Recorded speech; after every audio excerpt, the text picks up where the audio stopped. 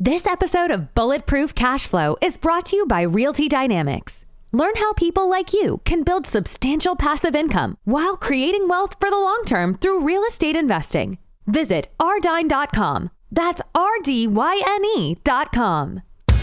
If someone can get advice and act on it on their own without having to give me money, invest, or anything like that, you did a good job creating content. The moment they have to give you something to really get value out of that advice, you did something wrong. And the key is provide so much value where a portion of the people are like, I trust this person, let me just invest in them. Working because you want to, not because you have to, is financial freedom. And we want to help you create that. Welcome to the Bulletproof Cash Flow Show. We're going to teach you how to achieve lifetime financial freedom through real estate investment. Your host is a multifamily syndicator and property developer. He's done deals reaching into the hundreds of millions of dollars. You'll hear from experts in all aspects of real estate investment, finance, development, and management. Everything you need is right here. This is the Bulletproof Cash Flow Show. And this is your host, Augustino Pintus. Hey everyone, it's Augustino. The ability to market and sell your personal brand is vital to building your investor list. Now, our next guest knows all about this. He is the co-founder of many analytics companies, including Kissmetrics, Crazy Egg, and QuickSprout. Additionally, he is a frequent contributor to publications such as Inc. Magazine, Fast Company, Forbes, and Entrepreneur Magazine. He also helps companies such as Amazon and Viacom grow their revenue. Now, behind the scenes, his team at Neil Patel Digital are busily updating an average of 90 pre-existing blog posts every single month to attract search engines like Google to drive traffic to brands and to pages to ultimately increase revenue. Now, his marketing school podcast generates over 1 million listens per month, while his YouTube channel has about 31 million views and over 765,000 subscribers. He has also over 1 million subs on Facebook and 32,000 Twitter followers as well. So it's definitely a big deal. Now, he's also a New York Times bestselling author and has been called a top web influencer by Wall Street Journal. Forbes says he's one of the top 10 marketers as well, and Entrepreneur magazines have recognized him as being one of the creative minds behind one of the 100 most brilliant companies. Needless to say, he knows marketing. Okay, so with all that, I'd like to welcome Neil Patel to the show. Neil, buddy, thanks for coming on, man. Thank you for having me. Great. Happy for you to be here. Now, guys, like Neil has to say, you can reach over his contact page at neilpatel.com. Okay, Neil, you've done a lot of stuff in marketing. Tell the listeners a little bit about your journey. Like, how'd you even get started in all this? Yeah, sure. So my journey is a little bit backwards, and the reason being is I was trying to find a job when I was a little kid, 16. I was trying to find a high-paying job. So I went to sites like monster.com, which I don't know if they exist. I'm assuming they still exist, but they're not popular anymore. And I couldn't find any of the high-paying six-figure jobs. Keep in mind, I'm 37 now, so you're talking about more than 20 years ago, right? So 21 years ago to be exact. And back then, most high-paying jobs required college degrees and certifications and experience. And I didn't have any of that because I was 16. But I ended up seeing how monster.com was making a lot of money. I'm like, well, I can't find a job, so the next best thing is I'm just going to create another job board like monster.com and make a killing like them. If I make 1% of what they make, I'm going to be rich. So I paid some developers, created a job board, and then poof, all of a sudden it was done and no one came to the job board and I wasn't making any money. Paid a marketing firm, got little to no results, was broke, frustrated. So I had no choice but to learn it on my own. Got good at it, started getting tons of traffic to my job website, still made no money, but I was good on the marketing side. I was also a book nerd at that time. So I went to nighttime college classes at the same time I was in high school. One of my first ones was Speech 101. I gave a speech on how Google works and how to market on it. Someone in there worked at a company that was looking for someone like me. Keep in mind, back then it was more rare to run into people that did this kind of stuff. It was more new. And they gave me my first gig part-time at $5,000 a month. And that's how my career started. Nice. And like I said in the green room earlier, I've been following you for a very, very, very long time. And my team and I implement many of the strategies that that you've actually come up with and created. So I want to thank you publicly, of course, for all the great stuff you've put out there. Now, in terms of someone getting started, right, one of the biggest aspects is trying to attract investor attention, right? And the name of the game with whenever it comes to these types of deals, putting together these larger multifamily deals, building that investor list is absolutely critical. Have you ever had to deal with anything like that? Or you did some real estate transaction stuff in the past. What sort of things do you typically do when you're thinking about raising awareness to get potential investors to get excited about your deal?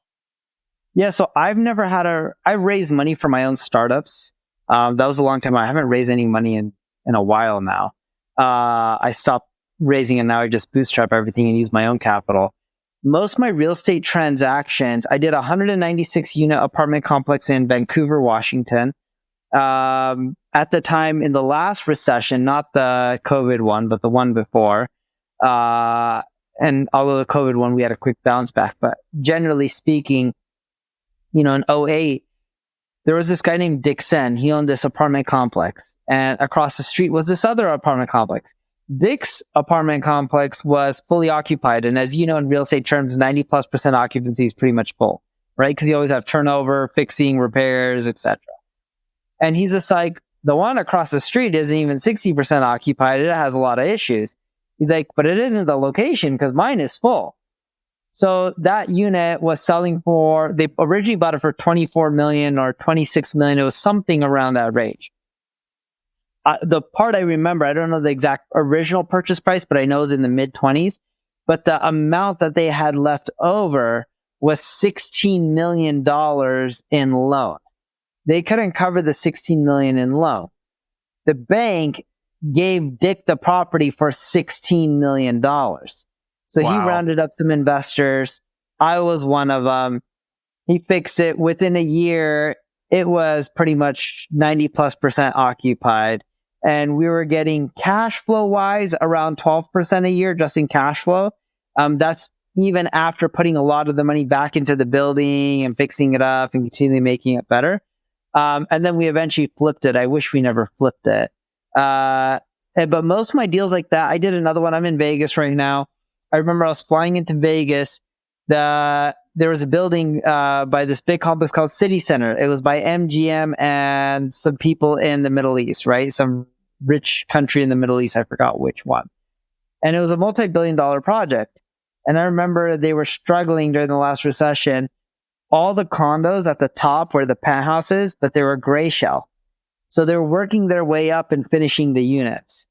And they didn't end up finishing the top ones because they ran out of money. And they were the penthouses, but they were gray shell.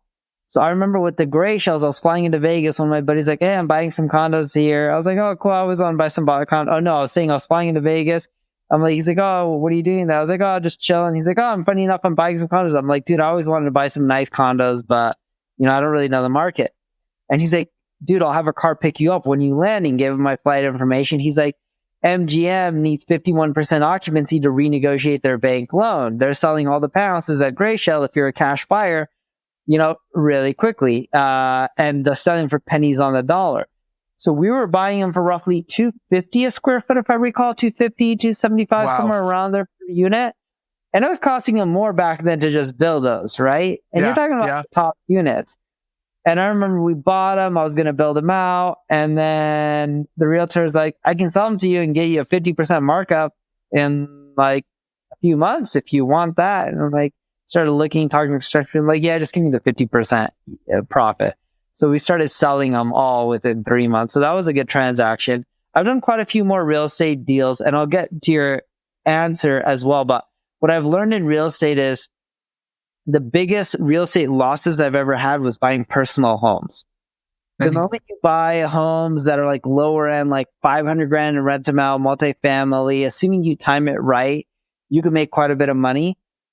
Doesn't matter what market you're in. The moment you start buying 15, 20, $30 million homes, I'm not saying I buy that expensive homes, but most of my real estate's quite expensive now for personal use. It's really hard to generate money on the resale. It doesn't matter when you buy it because it becomes into preference, right? Like my house in Vegas, I think we're in it for 18. I have land in Beverly Hills for 7.6. Once we're done building and everything, if we decide to build, it'll probably be in at like 17, 18. Maybe we'll sell it for 20 if we're lucky.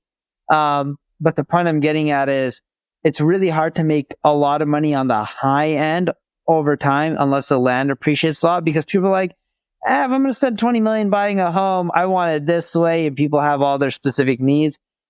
I'm a big believer you rent real estate when it starts coming into a real high end, and the lower middle end, those are the best places to park it, and it produces much better returns.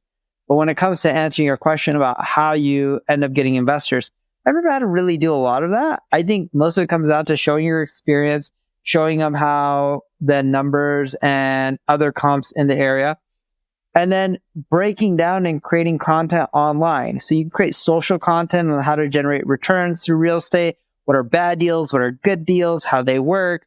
You can write blog content on that, create YouTube videos on that. And over time, you can create a website and generate leads and tell people, hey, if you're interested in investing in real estate and learning more, go here, filter them, and then you can start showing them the deals, assuming they're accredited or they match the right type of qualifications that you're looking. Hey, Augustino here, and I would love to connect directly with you. Text the word books to 844-428-1344 to receive weekly book recommendations from me. So you're obviously a big believer in just using social media, leveraging social media to get in front of as many people as you can, to expand the reach and sort of, I guess, introduce them to the whole concept of investing. Because even though guys like Grant Cardone are out there pushing on multifamily especially, there's still many people that don't. A lot of people that don't, right? Correct. That don't understand this business. And you don't have to do what Grant does. Like, there's a lady named Cody Sanchez that talks about how to buy businesses that are generating like 100, 200 grand in free cash flow for like 2-3 times EBITDA. And I don't know if she actually helps people with it. I'm pretty sure, because she sells courses and products. I don't know if she has her own fund. But the point I'm getting at is she uses social media. You can use social media, podcasting, blogging. There's so many verticals you can use through digital marketing to generate leads. You just got to create good content. The biggest thing is showing A, you're an expert, and B, you got to show how you can find good deals. Now, it doesn't matter what kind of market you're in. I think this market is still frothy. You can still find good deals. It's really hard, but you can still find them. 6 months from now to a year from now, you're going to find way better deals than you are now. There's also more risk. People have lost a lot more money, so it's harder to get investor money during those times as well. But, it's you can raise money in all markets. Yes. Now, in terms of content creation specifically, so let's say, for instance, someone doesn't really know how to post and how to do all that stuff. I'm assuming you just hire that out, no big deal, get someone else to handle that. I think what's more important to your point is putting together good content that'll attract eyes, right? Attract attention. What sort of things do you outline specifically if you were going to be starting off? Like, well, what sort of things? Is there like 3 different things type of videos you would put out there? Like maybe an educational, I think, what is it? There's an educational, there's a pitch video, there's like different types of content for different types of people. Like how would you put that together? So I would first start off with educational content. So like I may have videos talking about, everyone talks about how any idiot can get rich in real estate. That's not true. And then you show like some of the worst real estate deals that people have bought. And then you're like, here's lessons you can learn so you don't make these mistakes. Another type of educational video is like overpriced or underpriced, right? And you can show like deals, and here's a cash flow. You're like, you think this is a good deal because it generates 8% cash flow, but all the other surrounding properties are generating 16 or 14 or 15. So you're actually overpaying for this. Or even if you think it's great, in these areas, there's way better properties and these are underpriced, right? So you can talk about like, hey, are you looking to make the money through appreciation or cash flow? And there's many different ways. I know some real estate investors, they don't really care too much about the monthly, but they really care about the depreciation and the increase in land value because they already have cash flow. So they're going after regions where they have the most land appreciation. Those are all examples of educational.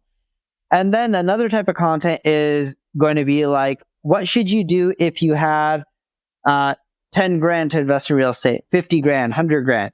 here's the types of things that I would be looking for, right? You're also starting now to give them advice. And this is how you start building a connection with the audience, and you're mentoring them. Then the other type of content that I would be creating is like, hey, if you need help, go check out us at Bulletproof Cashflow. Fill out this form. We can talk to you. We can advise you. And we also have some deals. And if you're interested in seeing them, we can show them to you.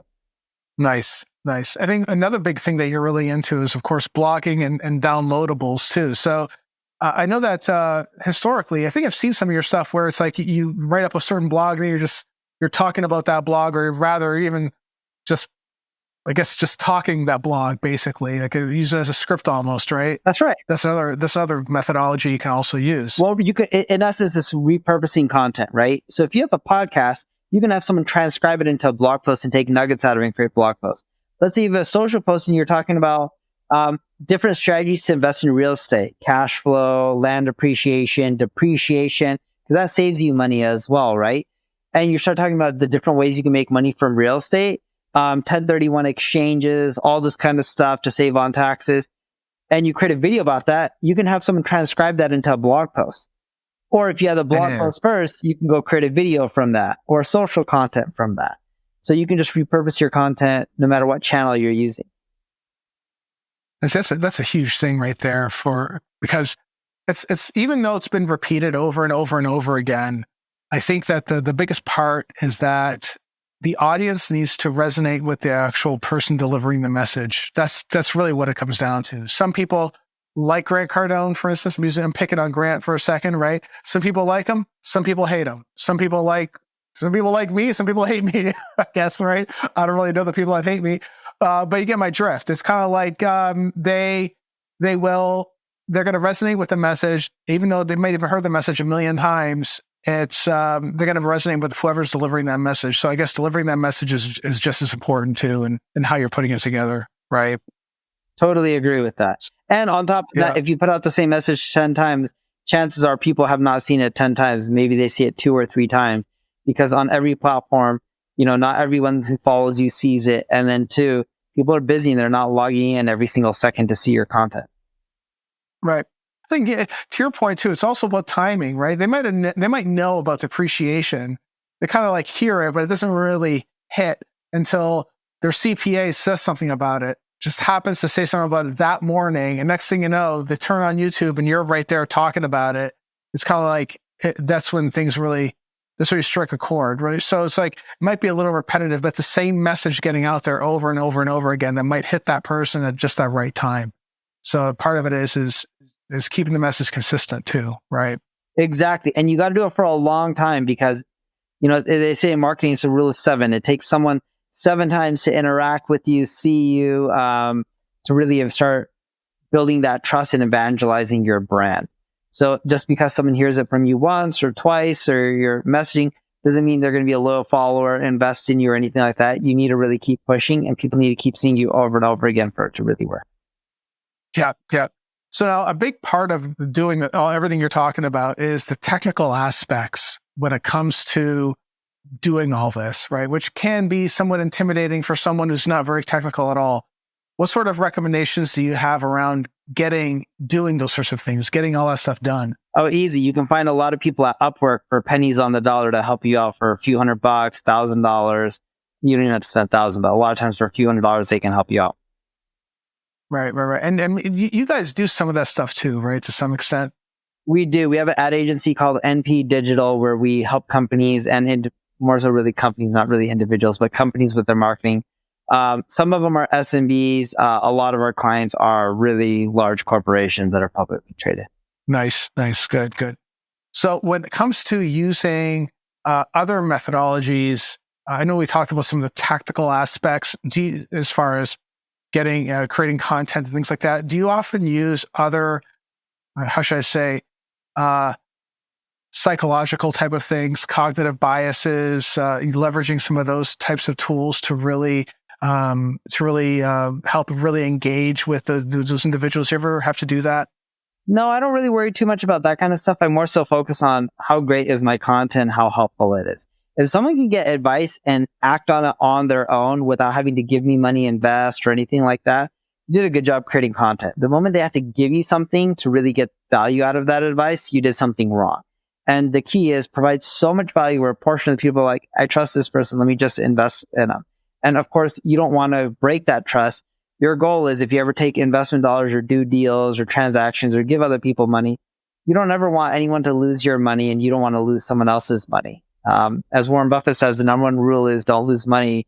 Second most important rule is don't forget rule number one. I want to take a pause from today's show to share something that I've been encountering. As I speak to many investors, there's this concern, and the concern is centered around the inflation we've been experiencing and the devaluation of our currency. Now, we've seen some of the highest inflationary periods over the past 30 years. That's up over 8%. The economists actually believe that inflation is closer to 20%.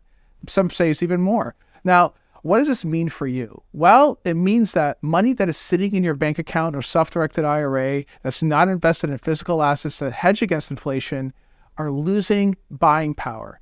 That means that every minute, every second, that dollar is becoming less valuable.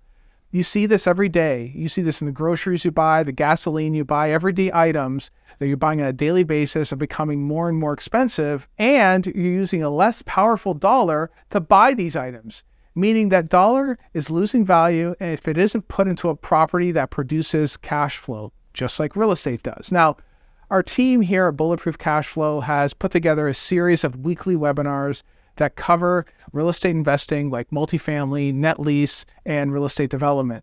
Now, these are purely educational webinars.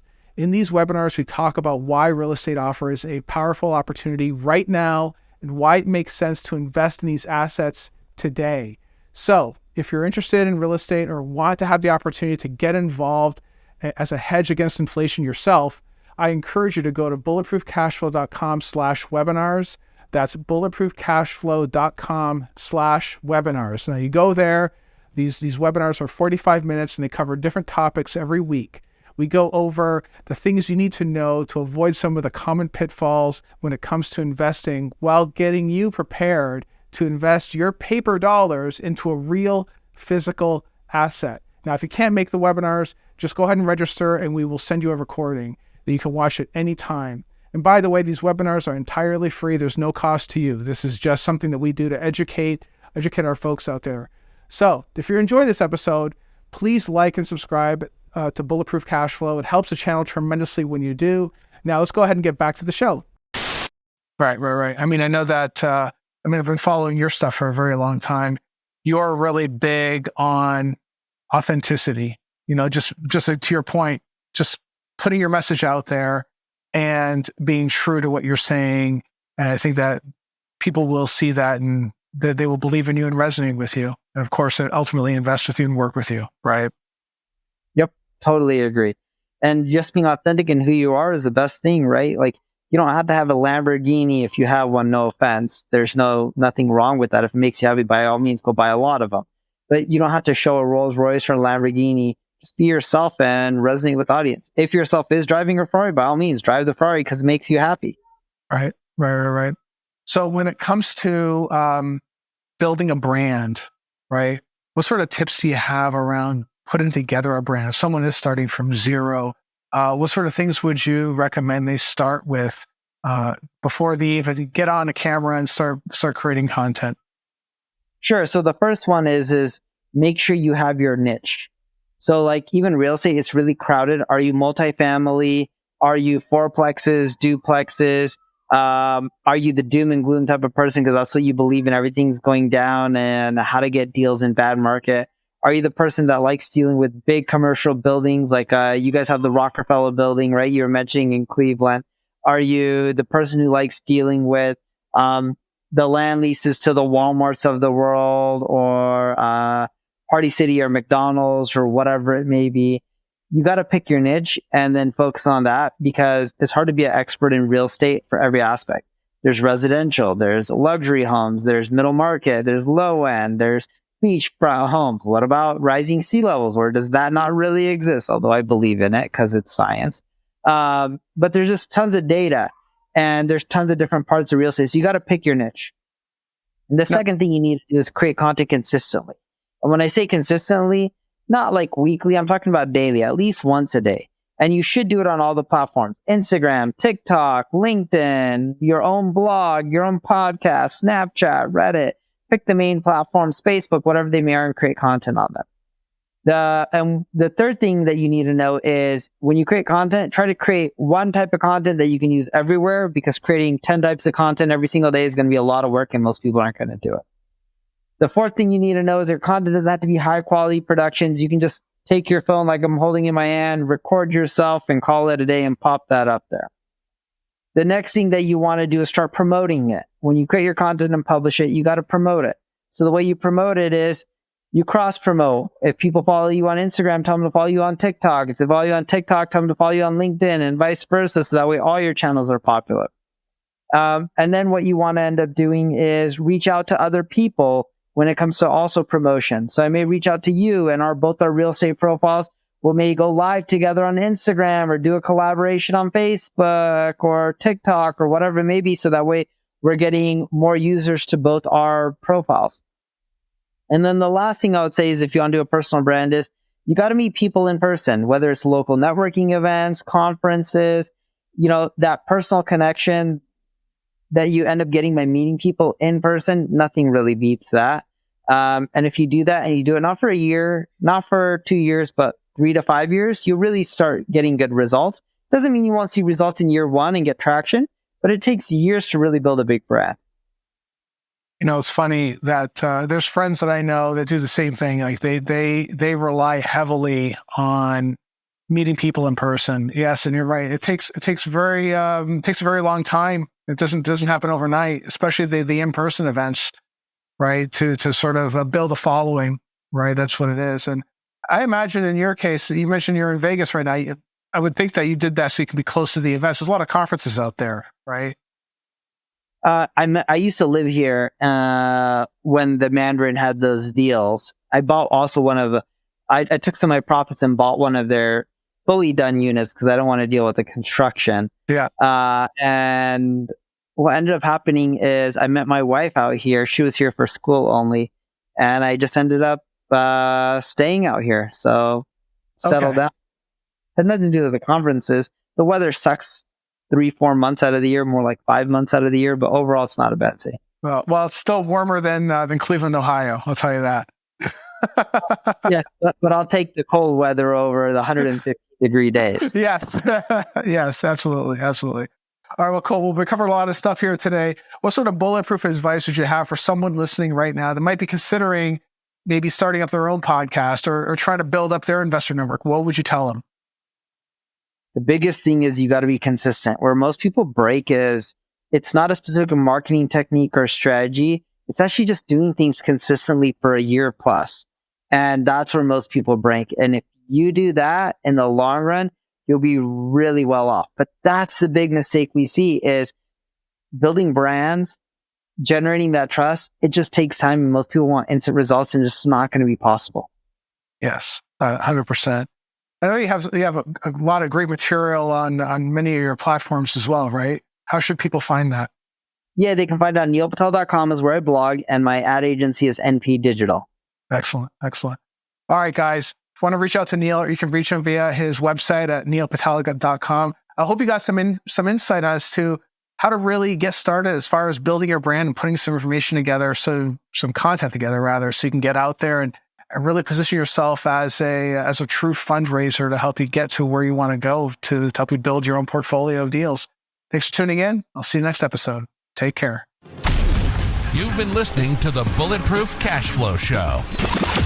We hope you've enjoyed the show.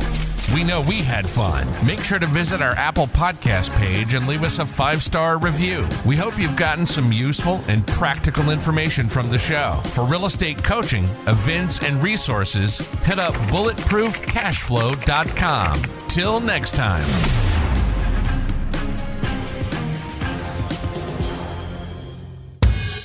No information in this episode should be considered specific, personal, or professional advice. Any investment opportunities mentioned on this show are limited to accredited or sophisticated investors. Any investments will only be made with proper disclosure and subscription documentation and subject to all applicable laws.